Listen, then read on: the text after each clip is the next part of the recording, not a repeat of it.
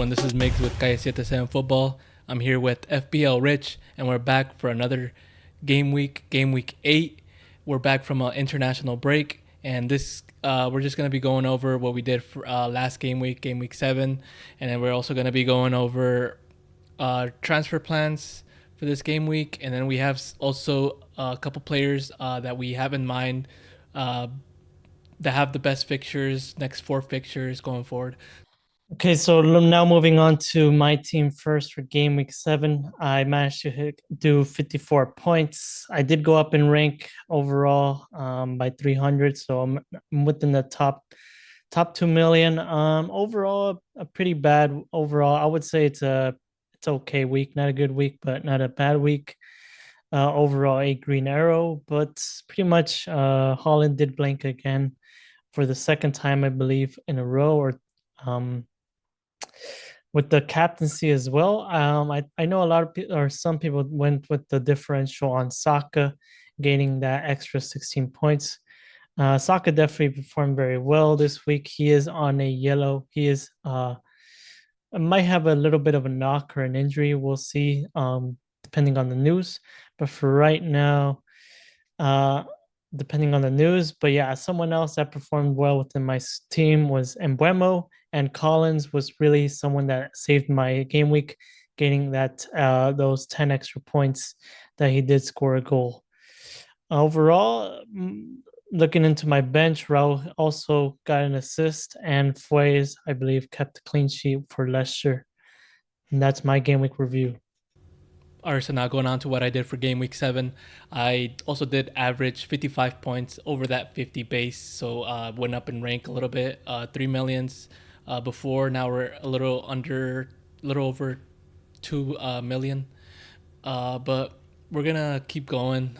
Some players that did well on my team: Alexander Arnold getting a clean sheet, and then we also have Saka. I did say I was gonna captain him, but I ended up not last minute.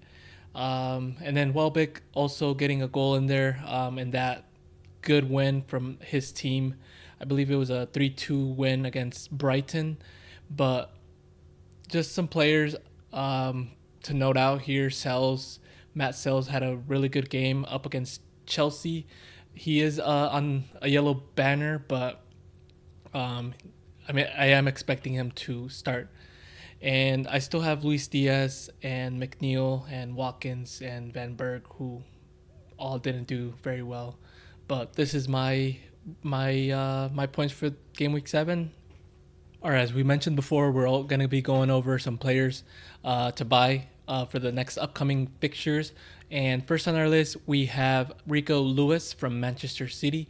He is going up against Wolverhampton this week, and Southampton at home next week, and Bournemouth away next week. Game week 11, I mean. But this player, I'm actually considering myself. He is at a 4.7 million price, but player I really like, that he's really attacking defender. I think definitely against this Wolves team, I believe they're one of the top teams in terms of getting the most goals scored against, and I do see some potential in that Wolverhampton fixture, and also that Southampton fixture, where they are going to be at home. But definitely a player that I'm definitely going to be transferring this player in. So stay tuned for who I bring in. Okay, so now moving on to our next player on this list, we do have Brennan Johnson from Spurs. His next 5 fixtures are as follows: West Ham at home, Crystal Palace away, Aston Villa at home, Ipswich at home, and Man City away. Since the international break, Johnson has also gone up a price a bit. So he was 6.5. Now he's up to 6.6. In terms of his stats, Johnson, within the last 3 fixtures, has managed to gain a good amount of points and also a good amount of minutes, which is also very good for a cheap midfielder like him. In his last game against Brighton, even though he did lose that game, he managed to score a goal and get the full 90 minutes. So moving forward up against West Ham, leading up to all these five fixtures, I think Brandon Johnson is definitely a good option. And for in terms of the players that we have on this list, we try to kind of go more for the differential players that you might not have on your squad, or even us, or we don't have on our squad, or you might be considering getting him. Definitely, Johnson is a good option, even against City. Spurs always do something against City, so these next five fixtures for Spurs are pretty decent. Now moving on to our next player on this list, we have Chris Wood from Forest.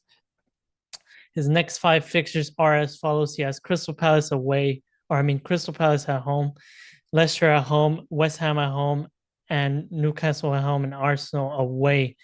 Overall, Chris Wood has also gone up in price since the international break.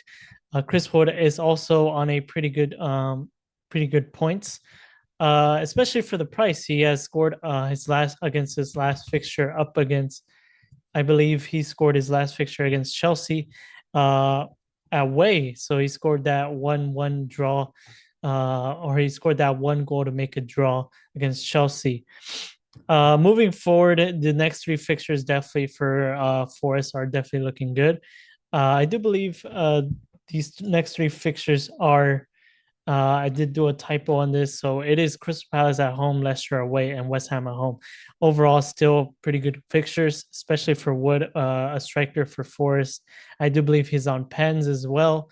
So the next five fixtures are pretty decent. Of course, Newcastle at home and Arsenal away are pretty bad fixtures. But if you're only looking to buy a player like Chris Wood for the next few fixtures, definitely recommended.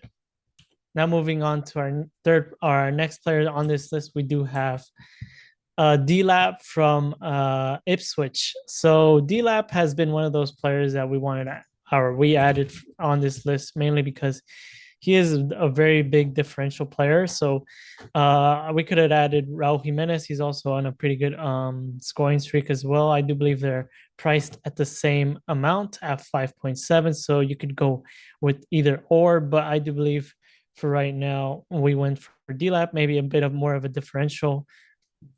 He did score his last two fixtures against Aston Villa and against West Ham. So moving forward, he's definitely on. He's def. So moving forward, he definitely has potential to score, especially against Everton, Brentford, and Leicester in the next three fixtures. Up against Spurs and Man United, that's where you might want to move away from this type of player, especially since he does play with Ipswich. But overall, a very good cheap forward to consider.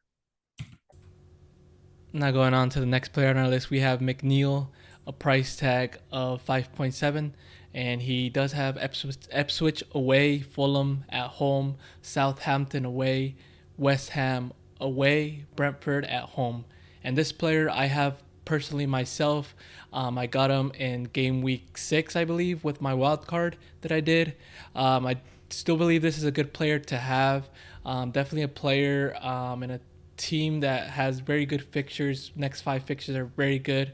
A player that does contribute a lot to his team in terms of set pieces and corners. He also has, as we saw in game week 6, game week 6, he did have 2 goals, so definitely a threat in there for some goals and some assists. And I am going to be personally keeping him possibly until the next 3 to 4 fixtures. I do think these next 3 fixtures he's going to contribute. But I'm going to be planning ahead of time. I'm going to definitely going to be keeping him for the next 3.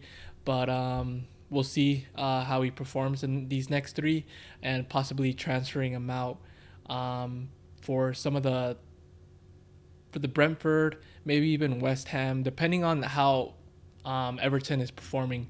Because it also, I believe it depends on getting those wins, extra points.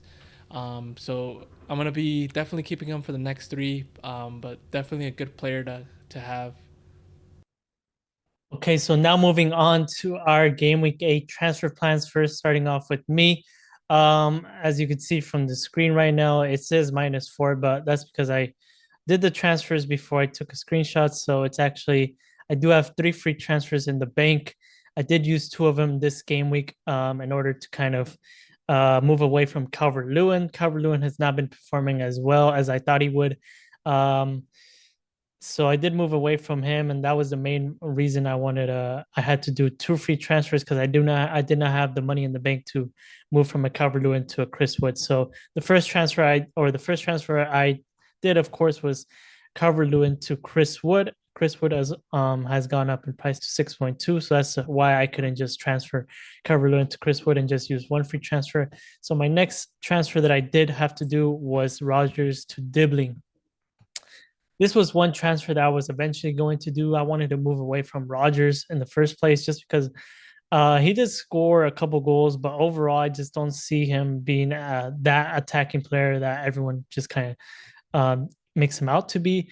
Also, Chris Dibbling is also a way cheaper option, and also a way cheaper option, and also a pretty decent player as well. Overall, he's just going to be a bench player that also enables me to kind of have a bigger budget.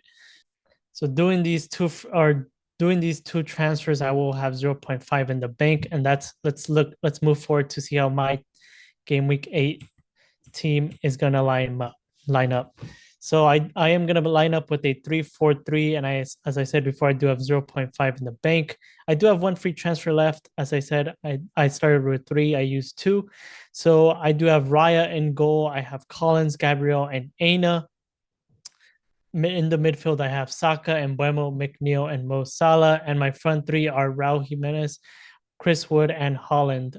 My captaincy currently is on Holland. I know he blanked the last 2 game weeks, but overall against Wolves have been conceding a lot of goals. I do believe Holland is going to continue, or Holland is going to gain with some of those goals back against Wolves this week. So my captaincy is currently on Holland. As in terms of addressing some of the potential issues within my team, Saka and Dibbling are both kind of yellow flagged. In terms of, I think Saka is more of an issue for right now. In terms of his risk, I do believe I am going to keep him for right now. Whether or not, I'm definitely going to have my eye on the news, whether or not he's going to play. If he's not going to play, I'm still going to keep him. I'm just going to have to play someone else from the bench just because I just don't want to do 3 transfers in 1 week. And uh, I just believe that Saka's only out for, at most, he's might be out for 1 week and he's going to be back for the next week. So I'm going to keep Saka whether or not he plays. So yeah, in terms of potential future transfers, I do have. I did want to do with that 0.5 in the bank. I do have the option to upgrade my defense. That's definitely something I want to do. Maybe moving away from a Collins or an Aina to a Rico Lewis, who's a bit more of an attacking player. Definitely moving forward, I that's probably going to be one of my future transfers. But this is how I'm going to line up for game week 8. Going on to my game week 8 transfer plan. First on my list, I do have a Watkins out for a Solanke. And to be honest, this is more of a last minute decision that I'm gonna either pull the trigger or not. I might even keep Watkins for another game week. I know Solanke does have some good fixtures, but I do have some faith in Watkins still. But if I don't make this transfer, I'm definitely going to be transferring him out next week for sure. I just think Watkins is a little too expensive to keep, especially I am thinking about bringing in a Palmer next week. So definitely taking out Watkins either this week, if not next week. And next transfer, I'm going to be doing 2 transfers as I do have 2 free transfers. But the next one, as I mentioned earlier, is Rico Lewis in and transferring out Maserati. As of right now, Maserati did go out last game week early. And he did have an operation in the heart, so he is going to be out until I believe 4 game weeks, so early November. And I did kind of want to keep him, but I'm gonna be transferring him out instead. And I really like Rico Lewis, really a defensive attacker. So with these are my transfer plans, and now going on to my starting lineup. So my starting 11, I'm gonna be doing a 3-4-3. I actually do have a little close to 2 million in the bank, but this is my starting lineup. I do have Cells. He is yellow flagged as I mentioned earlier, but in terms of this, I have been reading on the news, and it sounds like he did have an abductor injury. Did keep him out of the international break, but it sounds like he is closer to starting this game. So I'm hoping that he does start. If he doesn't start, I'm probably gonna be rolling without a goalie this week. But if it's seen that maybe like the price change is gonna drop on him for the next week, I'm gonna be dropping him very quick before that price change, and maybe even getting like a Pickford or even a cheaper option in Kelleher from Liverpool, as he does have some good fixtures. And just the reason I'm not doing that extra transfer is I really want to just keep those free transfers for some other players. I really like my team. I do have a back line of three with Arnold, Gabriel, and Rico Lewis. Um, and then my midfield four of McNeil. I still have Luis Diaz in there, Mbuembo, Saka. And then I have Solanke, Welbeck, and Holland. Captaincy on Holland against Wolves. And then just some other players here to note out. Um, I still have Luis Diaz in there. I'm gonna be giving him one more game week. I think this is a game week against Chelsea. I think this is gonna be a very dynamic game in which he could capitalize. I do think he is going to be starting this game, and he does have a good opportunity to capitalize in this game. And so one more game week for him. I am going to be transferring him out next week, though. I'm going to be transferring him out for Cole Palmer. He is going to be going up against Newcastle next week at home, so I do think that's a good fixture for him. And then, as FPL Rich was mentioning, Saka, I do have confidence that he is going to be starting this game week, so I won't be transferring him out. And then I do have Alexander Arnold in there still, going up against Chelsea at home. So as I said, I do see some potential in Arnold having some attacking returns. So let's hope that happens. And then, yeah, as I mentioned, I might have Solanke or Watkins. In this picture here, I do have Solanke in, but as I mentioned, it might be Watkins. And this is, yeah, my transfer plan for this game week. My lineup, please let me know if y'all think these are some good transfers, if I should maybe be keeping Solanke in, or if I should keep Watkins for another game week. But yeah. That is all that we have for this video. Make sure to like, comment, and subscribe, and we'll see you guys all next week for our game week 9 team selection.